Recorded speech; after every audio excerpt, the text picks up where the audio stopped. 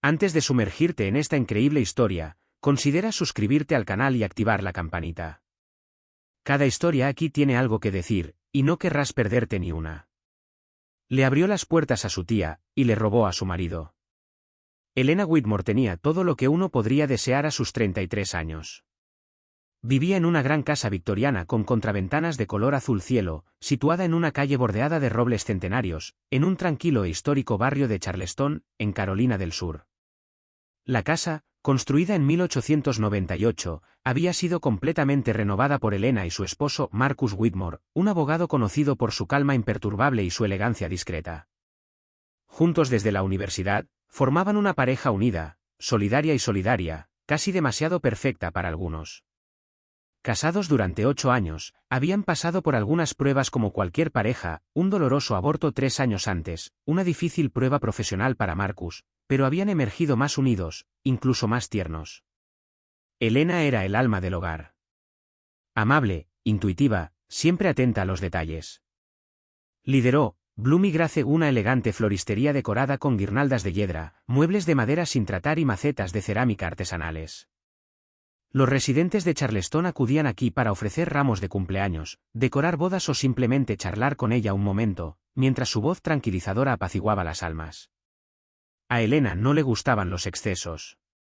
Disfrutaba de los rituales sencillos, pasear por el mercado los sábados por la mañana, elegir con cuidado la fruta para el pastel del domingo, ver una película antigua acurrucada con Marcus, con una taza de té caliente en las manos. Su felicidad no era ruidosa. Estaba hecha de silencios cómplices, pequeñas rutinas y un amor discreto. No tenía ni idea de que esta paz, construida con tanta paciencia, se vería destrozada no por la casualidad ni por la crueldad del destino, sino por un rostro familiar del pasado. Una tarde de finales de marzo, mientras preparaba un pedido de peonías blancas para una boda, su teléfono vibró. La pantalla mostraba un nombre que no había visto en casi un año. Muchas Verónicas. La voz del otro lado de la línea era ronca, ligeramente temblorosa, pero aún llena de esa intensidad teatral que siempre la había caracterizado. Verónica Morgan, la hermana menor de su madre. ¿Elena? Necesito un lugar donde quedarme, solo por unas semanas. Hablaba con rapidez, con esa emoción desbordante que se reconoce en quienes están acostumbrados a una tragedia tras otra. Verónica, a sus 42 años, seguía tan hermosa y magnética como siempre.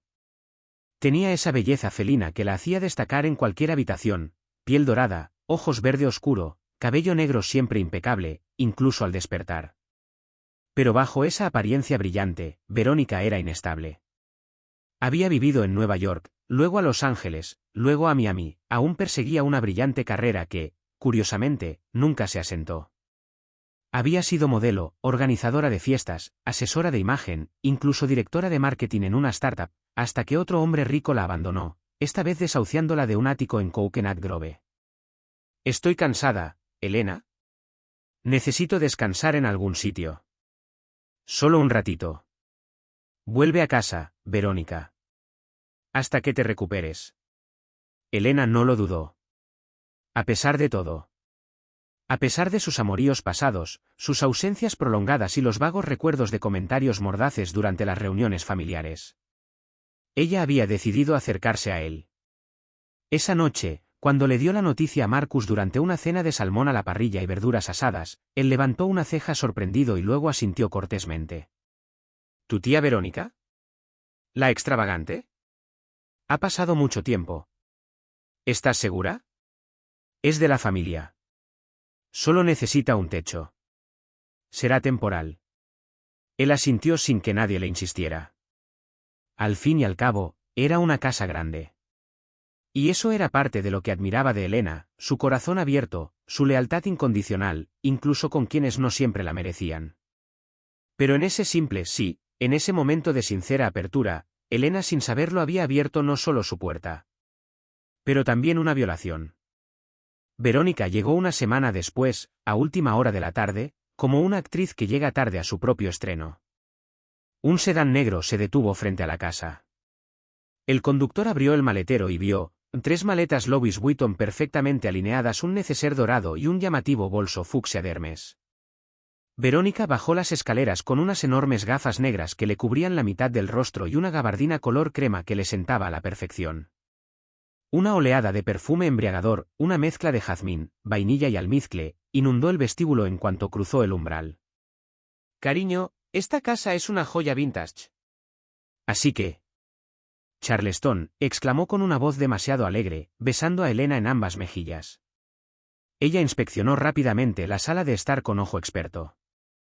Necesitamos replantear un poco la distribución, ya sabes, un espejo grande por allá, un sofá más moderno por allá. Y esa manta, cariño, grita, residencia de ancianos. Elena sonrió, un poco tensa, pero se mantuvo amable. Ella simplemente está desorientada, ella pensó. Ella necesita calor. Pero lo que Verónica buscaba, era algo más. Desde los primeros días no se comportó como una invitada. Se instaló con la naturalidad de quien se siente como en casa. Dejó sus tacones tirados en el pasillo, sus perfumes en la cómoda del baño compartido y sus revistas de moda en la mesa del salón. Interrumpía las cenas, sentándose en medio de la conversación como una invitada sorpresa en una película romántica. Espero no estar molestándote, dijo con una sonrisa demasiado grande. Te daré un poco de privacidad en 10 minutos. Lo prometo. Pero se quedó. Y habló. ¿Mucho? De sus exparejas ricas pero emocionalmente inaccesibles, de sus aventuras en Cannes, de sus almuerzos con celebridades de segunda. Entonces empezó a hacer lo que mejor sabía hacer, perturbar el equilibrio. Ella felicitó a Marcus con una voz suave, casi acariciante. Tu marido es un encanto, Elena. ¿Dónde encontraste a este hombre, sinceramente? Marcus, este perfume. ¿Qué es? No conozco a mucha gente que lo use tan bien. Se vistió elegantemente incluso para bajar a la cocina a tomar un café. Vestidos largos de seda, el pelo recogido en un moño despeinado, labios ligeramente pintados. Elena, con vaqueros y camiseta, acabó sintiéndose fuera de lugar en su propia casa. Al principio, Marcus se mantuvo cordial y educado. Él se reía de sus chistes, la felicitaba cuando cocinaba, algo que a veces hacía con un entusiasmo casi teatral. Pero poco a poco, Elena notó cosas, sus intercambios se habían alargado, sus conversaciones se volvían privadas. Verónica le mostró documentos para rehacer su currículum, que extendió sobre la mesa con un aire de impotencia perfectamente logrado. Necesito tu ojo experto, Marcus. Me estoy perdiendo en toda esta jerga. ¿Y crees que debería postularme a un bufete de abogados? ¿Como tú? Se reían, se rozaban al pasar y compartían anécdotas de la infancia. Una noche, ella contó un recuerdo de la adolescencia de Elena, uno vergonzoso, que convirtió en broma. Marcus se echó a reír. Elena, sin embargo, permaneció congelada. Luego llegó aquella noche. Un miércoles. Elena había cerrado la tienda temprano porque un cliente había cancelado. Decidió caminar a casa, disfrutando del aire fresco. Al abrir suavemente la puerta principal, oyó una risa apagada proveniente de la sala. Ella avanzó de puntillas sin saber realmente por qué. Y allí los vio. Marcus estaba cómodamente sentado en el sofá, con una copa de vino tinto en la mano. Verónica, con las piernas cruzadas, llevaba un vestido negro satinado, demasiado elegante para quedarse en casa.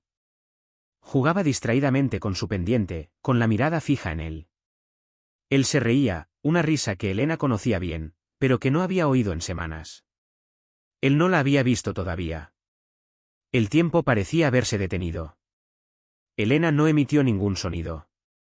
Retrocedió lentamente y subió a su habitación sin que nadie notara su presencia. Con el corazón latiendo con fuerza, un pensamiento escalofriante la asaltó por primera vez. Algo está creciendo entre ellos. Y quizás, ya había comenzado hace mucho tiempo. Habían pasado 3 semanas desde aquella noche en que Elena sorprendió a Verónica y Marcus en la sala de estar. No se lo había contado a nadie. Ni siquiera a Marcus. Se había quedado callada, convencida de que exageraba, de que no debían dejar que los celos ni la inseguridad alteraran lo que habían construido juntos. Pero desde aquella noche, algo había cambiado. Las miradas de Marcus eran más distantes. Los silencios entre ellos se habían alargado, como abismos que ya no se llenaban con palabras. Los gestos tiernos habían desaparecido. Se acabaron los roces en la cama, los besos matutinos. Solo una distancia cortés, casi administrativa. Verónica, en cambio, se había vuelto invisible. Presente, pero nunca presente. Salía temprano y llegaba tarde. Decía que estaba viendo a viejos amigos, yendo a entrevistas, buscando alojamiento. Pero Elena la vio. Vio cómo bajaba las escaleras cuando Marcus estaba allí. La forma en que lo miraba cuando creía que nadie la veía. Ya no era gratitud. Era posesión. Entonces, una mañana gris de finales de abril, Marcus dejó lentamente su taza de café y dijo: ¿Elena? Necesito un poco de aire. Ella lo miró congelada. Ya no sé quién soy, Elena. He cambiado. Quizás tenga un papel en esta casa. Quizás ya no sea ese hombre. Cada palabra cayó como una piedra. ¿Me estás dejando?, preguntó con un nudo en la garganta. No respondió directamente. La miró fijamente un buen rato y luego susurró: Solo necesito tiempo. Y empacó su maleta. Una maleta. No todo. Solo lo suficiente para unos días. Él no la besó. Él no lloró. Él se fue. Los días siguientes fueron un mar de dolor sordo. Elena iba a la tienda como un robot. Saludaba a los clientes con una sonrisa, mientras algo en su interior se derrumbaba. Verónica estaba escasa. Muy escasa. Anunció que tenía que ir a Atlanta a explorar oportunidades profesionales y que tenía un contacto en una galería de arte. No ofreció fecha de regreso. Elena asintió. Pero todo dentro de ella gritaba no. Las miradas salvajes, las risas apagadas, la tensión silenciosa, todo encajó como piezas de un rompecabezas malvado. Ella todavía quería creer en una coincidencia. Ella todavía quería creer que nadie se atrevería a hacer eso. Ni su propia tía. Ni Marcus. Un mes después, llegó un correo electrónico. No aplicable. No hay remitente identificado. Dudó en abrirlo. Entonces hizo clic. Y allí apareció la imagen. Marcus y Verónica. En un elegante restaurante de Buckhead, un barrio exclusivo de Atlanta. De la mano. Él con una camisa azul medianoche, ella con un vestido marfil ajustado, sonriendo como una mujer realizada. El camarero del fondo traía una botella de vino. Se estaban riendo. No estaban en una entrevista. Ni de viaje. Estaban juntos. A Elena se le quedó la respiración atrapada en la garganta. El suelo pareció ceder bajo sus pies. La habitación dio vueltas. Dejó caer el teléfono al suelo de madera. Se le doblaron las piernas. Se sentó en el borde de la cama, en silencio. Ella lo había dado todo. Su hogar. Su confianza. Su perdón. Y se lo llevaron todo. Ella no lloró inmediatamente. Ella permaneció congelada, con el corazón como suspendido, como anestesiado por la violencia sorda de la traición. No fue solo la pérdida de un marido. Fue el colapso de un mundo. De un sistema de lealtad. De la idea de que el amor bastaba para mantener alejados a los monstruos. Y lo peor fue que ella misma los dejó entrar. Los días que siguieron fueron una pesadilla silenciosa. Elena vagaba por la casa vacía como un alma incorpórea. Las habitaciones que una vez había decorado con tanto cariño le parecían ajenas. Incluso las paredes parecían cómplices del drama. El perfume de Verónica aún flotaba en el aire, mezclado con el aroma más sutil de Marcus, una mezcla insoportable, ácida, casi tóxica. Dejó de comer. Apenas dormía. Su cuerpo, antes radiante, se marchitaba lentamente bajo el peso del dolor. Ya no activaba la alarma de la casa.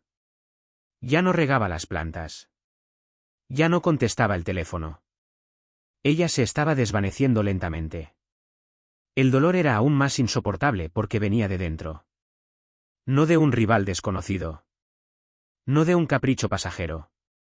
Pero desde su propia tía, de esta mujer a la que había acogido en su hogar, a la que había defendido, protegido y alimentado.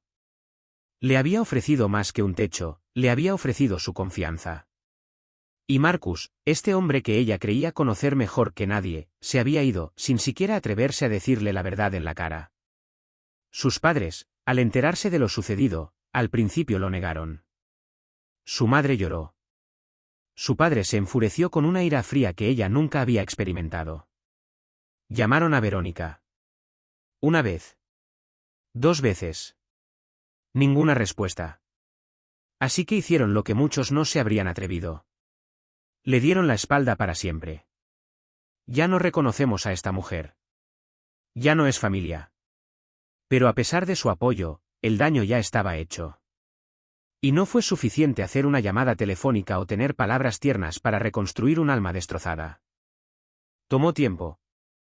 Mucho tiempo. Exactamente 1 año. Al principio, Elena vivía a cámara lenta. Pero algo en su interior se negaba a morir. Quizás era el orgullo. Quizás la semilla de fortaleza que su madre le había inculcado de niña. Quizás, el amor propio, aún tibio, pero vivo. Empezó con algo sencillo: abre sus cortinas. Luego caminó. Solo 1 cuadra, al principio. Luego regresó a la tienda. Las primeras veces, no atendía a los clientes. Se quedaba en la parte de atrás, en silencio. Pero el aroma de las flores, los gestos familiares, el contacto con la tierra, eran como una terapia. Entonces decidió transformar ese dolor. Ella cambió el nombre de su tienda. Bloom y Grace, convertirse en levántate y arraiga, levantarse y echar raíces. Lo replanteó todo: los colores, los compañeros, el enfoque. Y sobre todo contrató a mujeres jóvenes en rehabilitación, mujeres que habían huido de hogares tóxicos, relaciones violentas o situaciones de abandono. Les enseñó a componer ramos, a crear belleza con las manos, incluso cuando les sangraba el corazón. Todas las mañanas, escribía una frase de reconstrucción en el tablero de la tienda. Lo que te destruyó también te puede liberar. Luego lanzó una serie de conferencias locales, en cafés, escuelas y pequeños centros comunitarios. El tema: reconstruir después de la traición. Ella contó su historia sin mencionar nombres. Pero su historia tocó corazones. No se hizo la víctima. Habló con calma, lucidez y pasión. Ella se convirtió en una voz de aquellos que habían sido quebrantados desde dentro, por aquellos a quienes amaban. Las mujeres vinieron de los pueblos vecinos para escucharlo. Y fue durante uno de estos eventos que conoció a la persona que cambiaría todo. Su nombre era Isaac Miller. Un exmilitar de unos 40 años, sobrio y sereno. Barba recortada y mirada franca. No estaba allí por casualidad, acompañaba a su hermana menor, víctima de una relación tóxica. Isaac se había convertido en entrenador de resiliencia emocional después de su tiempo en el ejército, trabajó con veteranos, pero también con civiles. Lo que buscaba no era curar heridas, era enseñar, vivir con ellos y hacer de ellos una fortaleza. Escuchó el testimonio de Elena en silencio. Al final, le estrechó la mano y dijo simplemente: has puesto en palabras lo que muchos callan. Deberíamos hacer algo juntos. Y lo hicieron. Celebraron un retiro en una granja renovada en las afueras de Charleston. 3 días de silencio, escritura, cocina compartida, naturaleza, meditación, y flores. Mujeres llorando. Otras enojadas. Otras paralizadas. Todos se fueron transformados. Isaac se convirtió en un pilar. Un guía. Un espejo. Se reunieron para trabajar. Luego para conversar. Luego para cenar. Y sin previo aviso, un día, ella se rió de uno de sus chistes, y se encontró querer reír. Nunca se impuso. Se quedó. Escuchó. Apoyó. Hasta convertirse mucho más que un amigo. Habían pasado 2 años desde la última vez que Elena escuchó el nombre de Verónica. La casa, la tienda, la vida misma, habían cambiado de ritmo. Más lento. Más apacible. Más acorde con su verdadera identidad. Elena había aprendido a respirar de otra manera. A saborear los silencios. A contemplar las cosas sencillas, la luz de la mañana en la ventana de su cocina, el susurro de las hojas en el jardín, el tintineo de las campanillas en la puerta de su tienda. Y entonces, una mañana de otoño, mientras la lluvia caía suavemente sobre Charleston, ella recibió una carta. Metido en un sobrecolor marfil, sin remitente. La letra oblicua, elegante pero temblorosa, delataba un nerviosismo reprimido. Era Verónica. Elena dudó antes de abrirlo. Lo giró entre los dedos, sintiendo que el corazón se le aceleraba, pero sus manos permanecieron firmes. En el interior, 3 páginas. Frases largas. Arrepentimientos. Palabras escogidas. Una confesión. Verónica estaba hablando del resto de su vida después de irse. Marcus se había ido. Solo 11 meses después de su huida conjunta, la dejó sin una explicación clara, diciéndole únicamente: pensé que encontraría algo contigo, pero en realidad estaba huyendo de lo que había destruido. Había intentado reconstruir. Pero todo se había derrumbado, sus ahorros, sus relaciones, su reputación. Habló de la soledad, de las noches de insomnio, de los rostros que ya no podía ver en el espejo. Ella escribió que ella ahora entendía el daño que había causado, que no buscaba excusas ni perdón, sino un intercambio. Un café. Una mirada. Una frase. Terminó con estas palabras: sé que no merezco nada. Pero a veces, incluso el silencio duele. Te envío esta carta para decirte que te veo. Por fin.